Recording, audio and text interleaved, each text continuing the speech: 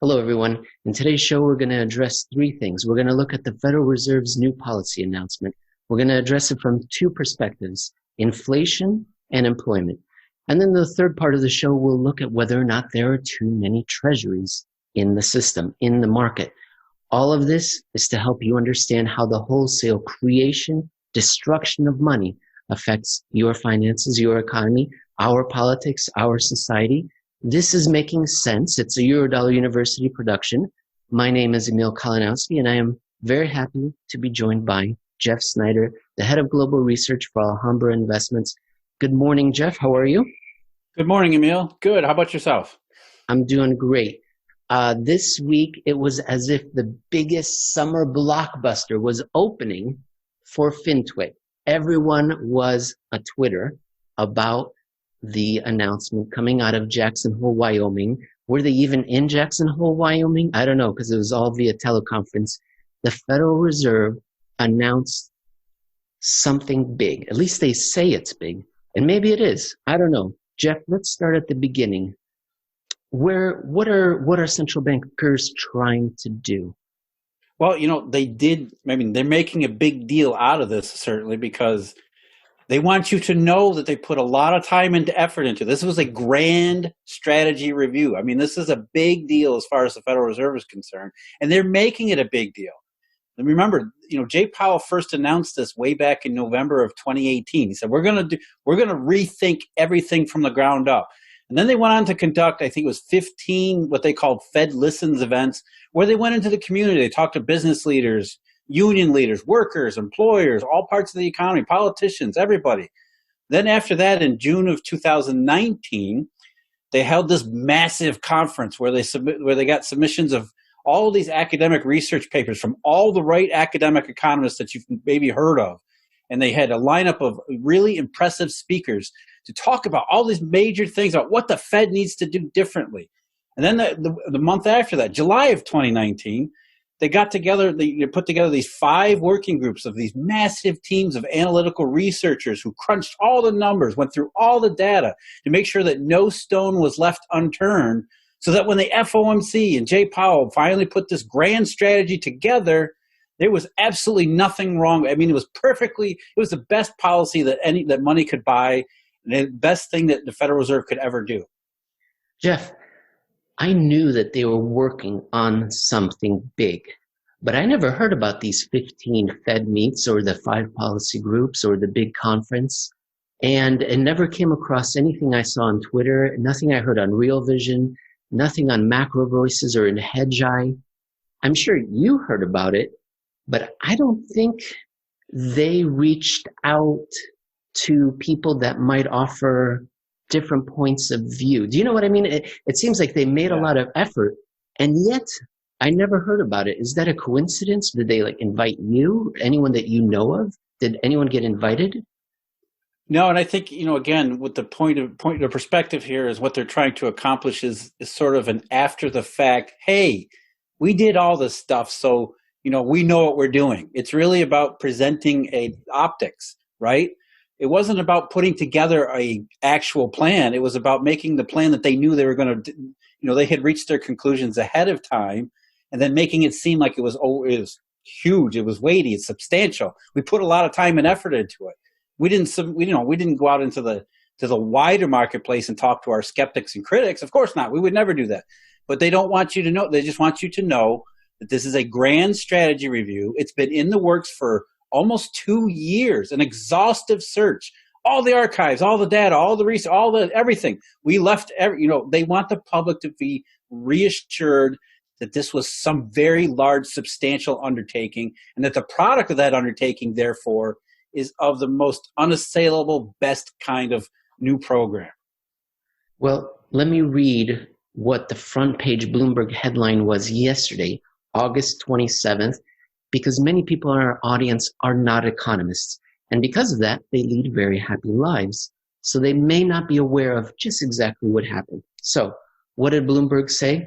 Quote, the Federal Reserve Chair, Jerome Powell, unveiled a new approach to setting U.S. monetary policy, letting inflation and employment run higher in a shift that will likely keep interest rates low for years to come. Following a more than year-long review, Powell said Thursday that the Fed will seek inflation that averages 2% over time, a step that implies allowing for price pressures to overshoot after periods of weakness. It also adjusted its view of full employment to permit labor market gains to reach more workers. Now, we're going to split up our episode here into two parts. We're going to address the inflation part first, then the employment, which doesn't get as much attention, at least on Twitter that I saw, didn't get as much attention. And Jeff, you responded to this article, and that article was called, quote, "This has to be a joke, because if it's not," Jeff, why is it a joke? Yeah, well, before we get into the the nuts and bolts and the nuances of the Fed's new policy, why don't we back up to the very beginning, as you were alluding to in the beginning of our podcast here, Emil. Let's approach this from their perspective. What is their guiding principles? Why are they doing these kinds of things? And I think if we explain what they're thinking, people might better understand what's going on and why they're going through these exercises. And it all goes back to 1999. And actually a very influential paper written by Paul Krugman, of all people, who looked at the Japanese situation, their lost decade. They're mired in deflation, mired in a decade of that had brought interest rates down to zero. They had met the zero lower bound in February of 1999. And so, what is it that they needed to do from that situation to get themselves out and back into an actual economic recovery and growth and that kind of a situation again? What Krugman said is that the central bank comes into it after the federal government has done a bunch of stuff and created all the stimulus and started moving things in the right direction. The central bank's role is to crack the deflationary mindset, to credibly promise to be irresponsible. Now, that's the phrase that people need to keep in mind whenever they're thinking about the Federal Reserve or the ECB, or the Bank of Japan, any central bank in the QE zero lower bound era. They need to think about the phrase credibly promise to be irresponsible, because that's exactly what's going on. That's the guiding principle behind all of these monetary policies. Now, it doesn't actually mean what it may sound like it means. The irresponsible part, I think people understand. It's intuitive, right? That's the money printing. That's the accommodation, printing money, being irresponsible, letting the printer go nuts, right? That's QE and unlimited QEs, these kinds of things. But that's not actually what Krugman was saying. That's the first part of it. We need the central banks to be irresponsible, but because the modern central bank is an inflation-fighting instrument, the post-Volcker era, post-great inflation, everybody knows the Fed and all the central banks around the world have made a big deal about how their overriding principle is to be inflation fighters. So therefore, what Krugman said was, you can promise to be irresponsible, do all this money printing, but everybody knows that you're not really going to do it. You might be irresponsible in the short run, but because central banks are inflation fighters, they're eventually going to come in and get control over the inflationary situation pretty quickly, before it ever gets out of hand, because they're an inflation fighting instrument. So what he was saying, incredibly promised to be irresponsible, was that you have to make the market believe that you're just going to be irresponsible over the long run. You're going to start money printing, and then you're just going to let it go. You're not going to be your inflation-fighting self that you've been for decades by that point. And so that's what he was saying, is that you have to essentially fool the market into believing that you're going to create inflation and then let it go, because that's the only way to get the market to act in the way that you want, because the market being forward-looking is always thinking, okay, somebody's going to take away the punch bowl at some point.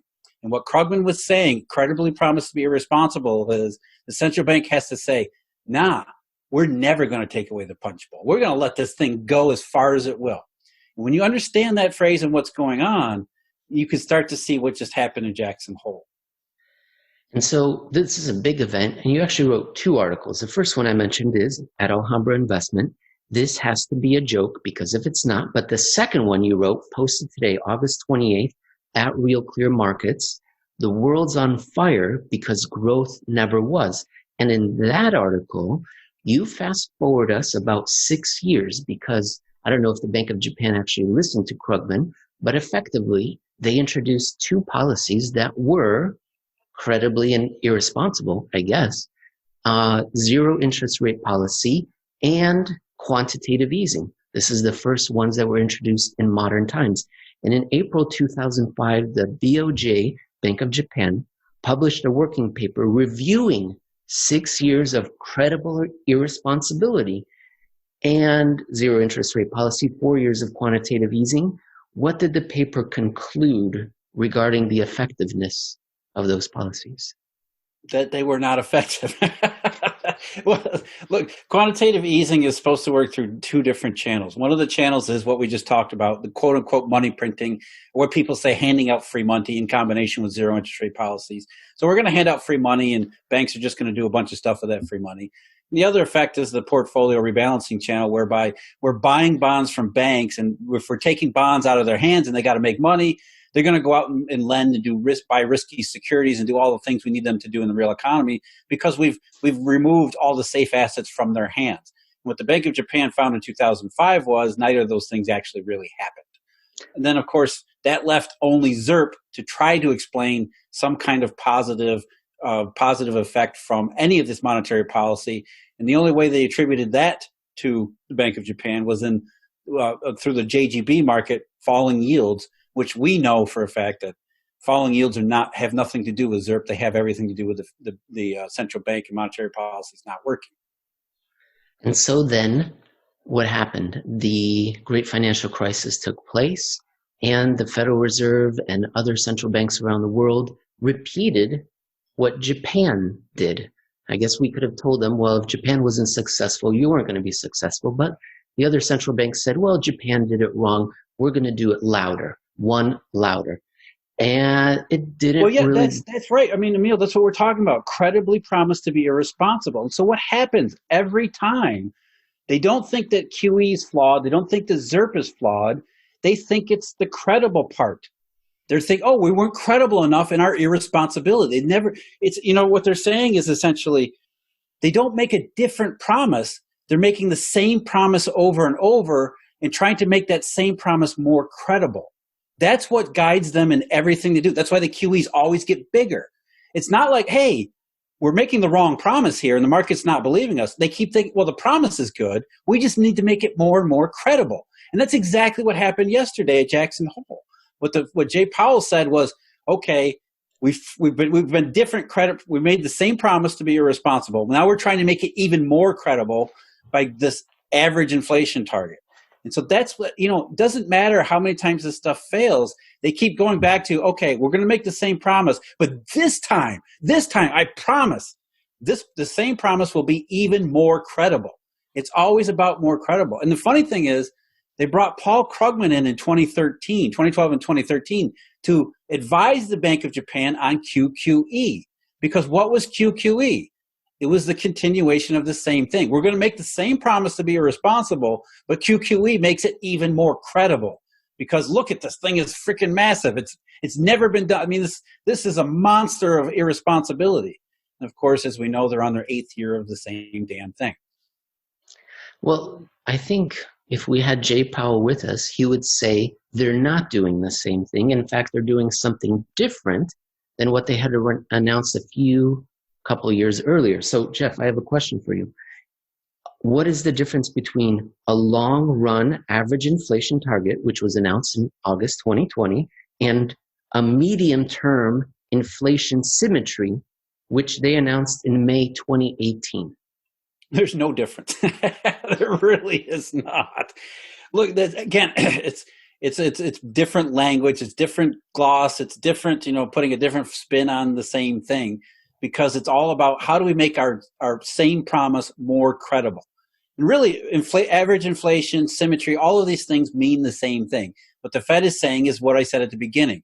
They're promising they're going to set aside their deeply seated inflation fighting mandate, and they're just going to let things run. That's what they want you to believe, and they want you to know that we're not going to be inflation fighters, because that's going to make our promise, the same promise we've been making, that's going to make it more credible, because we're now saying we're not going to be inflation fighters. We're going to let those things go, as if that's the problem. You see, that's the point here I think that they're missing, and that a lot of people are missing, is the issue is not the promise. The issue is not the credibility that they're trying to enhance. Is to keep making the same promise, which the market knows, the bond market in particular knows, is horseshit. I mean, pardon my language, but that's really what's been proven here. After 2 decades of this stuff, time and time again, they keep trying to make the same promise more credible. It's time to stop and look. You guys don't know what you're doing. You can't create inflation. And so trying to make the same idea that you can't make inflation more credible, you just end up spinning your wheels and going nowhere, and then get lost in this confusion about how can we make this same crappy promise more credible. Well, you can't. It's flawed from its very beginning. It's inherently wrong. And the more that you try to make it credible, the more time you're just going to waste. And the worse it's going to get along the way. Jeff, I was going to ask you, how would a central banker explain why their symmetry plan, right, an inflation symmetry, they said they were going to, it sounds like the way they described it in May 2018 sounds so similar to today. And I was going to ask you, well, how would they then explain all the things that went wrong since then, right? The sovereign bond shock on May 29th, the euro-dollar futures curve inverting in June 2018, the economy hitting the brakes in the autumn of 2018, all the trouble that we witnessed during 2019. I was going to ask you that, but I guess they would just say, well, now, yeah, that was one policy and now this one is different.